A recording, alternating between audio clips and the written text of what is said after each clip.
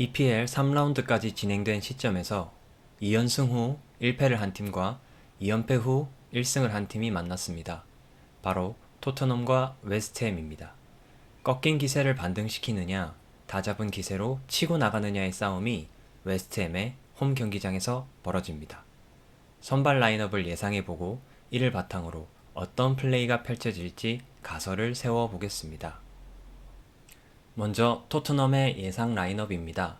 기존 4-3-3 포메이션은 고정이겠지만 사비 시몬스 선수의 선발 여부에 따라 선수 기용에는 변화가 있을 수 있습니다.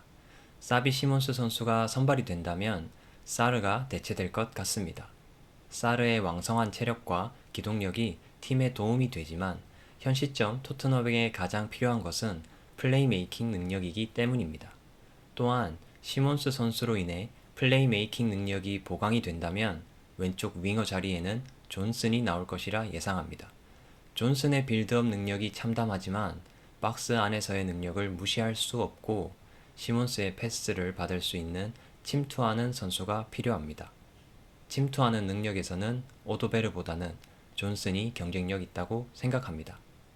시몬스가 벤치에서 대기할 경우 존슨 대신 오도베르가 기회를 받아 부족한 플레이메이킹을 보강할 것 같습니다. 만약 시몬스가 선발되지 않았는데도 존슨이 선발로 나온다면 이 경기는 존슨에게 정말 중요한 시험대가 될 것 같습니다.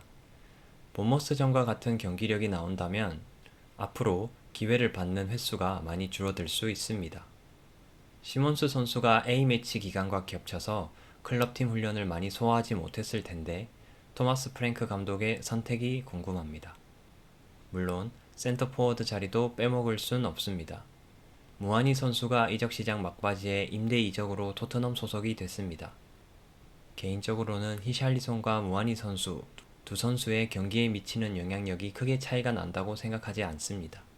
또한 플레이 유형이 크게 다르다고도 생각하지 않습니다. 그렇기 때문에 본머스전에서는 고전했지만 근래 컨디션이 좋았던 히샬리송이 기회를 다시 받을 것 같습니다. 토트넘의 라인업이 비교적 단순하다면 웨스트햄은 포메이션부터 예상하기가 쉽지 않습니다. 작년 시즌 중반부터 팀을 지휘한 포터 감독이 3-4-1-2 포메이션으로 팀을 이끌어왔지만 시즌 초반 3백으로 썬더랜드와 첼시에게 다득점을 허용하며 2연패를 당하면서 4백으로 변화를 줬습니다.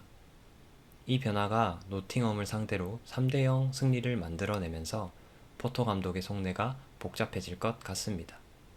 미워도 다시 한번 3백이냐, 무실점 승리를 이뤄낸 4백이냐. 제 예상은 4백입니다. 수비적으로 기존 3백으로 인한 실점이 너무 많았기 때문에 무실점의 결과를 만든 변화는 매우 중요해 보입니다. 공격적으로는 3백, 4백 두 경우 모두 중앙 수적 우위를 바탕으로 공격 지역까지 공을 전개시킨 후 측면에서 하프 스페이스를 노린다든지 윙백의 크로스 공격 패턴을 자주 사용했기 때문에 포메이션에 크게 지장이 없을 것 같습니다. 웨스트햄의 예상 라인업 중 가장 궁금한 부분이 센터 포워드 자리입니다. 선발로 필 크루크가 나오지만 결국 후반에 칼럼 윌슨이 교체돼서 들어오는데요. 활약이 쏠쏠합니다. 상대의 체력이 많이 빠진 상황에서의 투입이라 눈에 띌 수도 있지만 선발로 출전했을 때 어떤 모습을 보여줄 수 있을지 기대가 됩니다. 오른쪽 중앙 수비수 자리도 경쟁이 치열한데요. 마브로파노스 선수와 이번에 새롭게 영입된 토디보 선수 중 누가 선발로 나올지 예상하기 힘듭니다. 이전 노팅엄전에서 무실점으로 경기를 마무리한 킬먼 마브로파노스 조합이 선발될 가능성이 높지만 토디보 선수를 고액의 이적료로 데려왔기 때문에 치열한 경쟁이 예상됩니다. 이제 경기가 어떻게 흘러갈지 가설을 세워보겠습니다. 첫 번째, 토트넘 수비 지역. 웨스트햄의 4-2-4 수비 대형에 대항하여 로메로, 포로, 쿠두스, 시몬스의 연계를 통한 발밑 빌드업을 시도할 것이다. 웨스트햄의 압박 방식이 완전 1대1 맨마킹처럼 강력하지는 않습니다. 오히려 전방 압박보다는 상대 중앙 미드필더로 향하는 패스길을 먼저 차단하고 상대 센터백들의 패스를 기다리면서 공중경합과 세컨드볼 경합으로 공소유권을 되찾으려고 합니다. 따라서 토트넘은 로메로를 시작으로 측면에서 빌드업을 시도하여 시몬스가 정면을 보고 공을 잡을 수 있는 환경을 만들려고 노력할 것 같습니다. 이후 시몬스의 존슨을 향한 반대 전환으로 공격 작업이 이어질 것으로 예상합니다. 가설 두 번째, 토트넘 중앙지역. 웨스트햄의 4-1-4-1 수비 대형에 대항하여 중앙에서 4대3 수적 우위를 만들어 상대를 중앙에 밀집하게 만든 후 측면을 통해 공격 지역까지 전진할 것이다.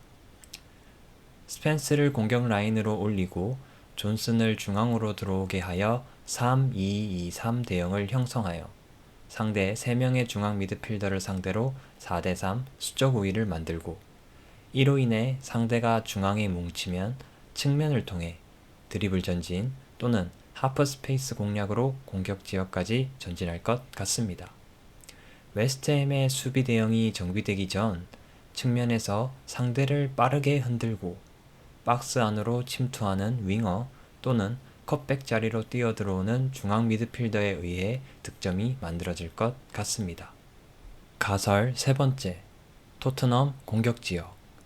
웨스트햄의 5-4-1 수비 대형에 대항하여 2-3-5 대형으로 페널티 박스 안으로 포로나 쿠두스의 크로스 공격 패턴이 시도될 것이다.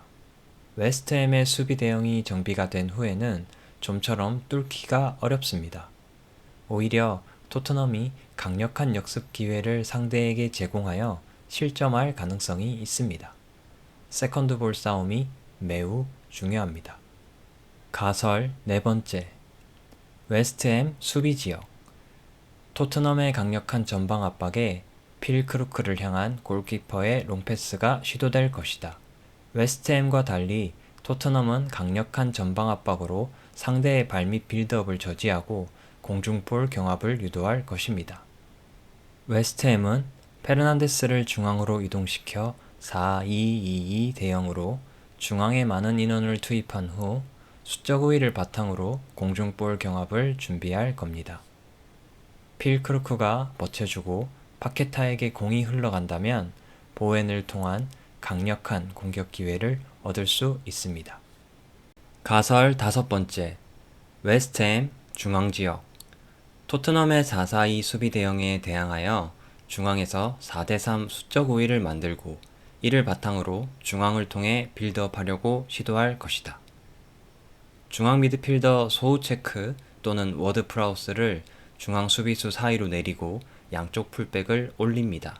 이때 윙어들이 중앙으로 들어오면서 상대 3명의 미드필더를 상대로 4대3 수적 우위를 만들고 이를 바탕으로 중앙을 통해 빌드업 하려고 시도할 것입니다.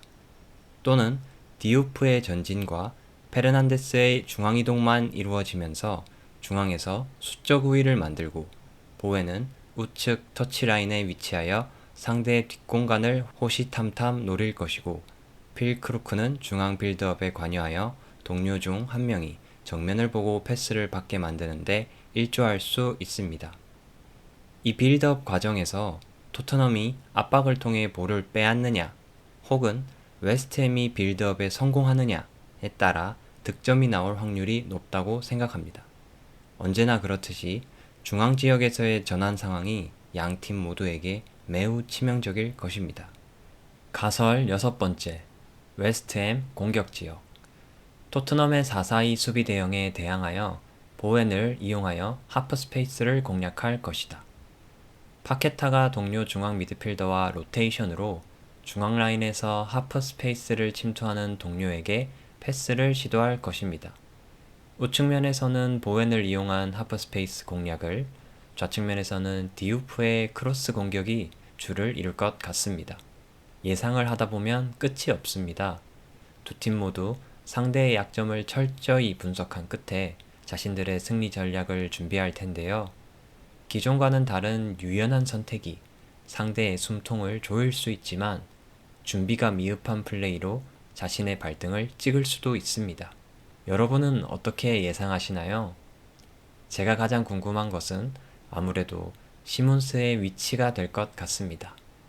이번 경기에서의 감독들의 선택이 너무나 기대가 됩니다.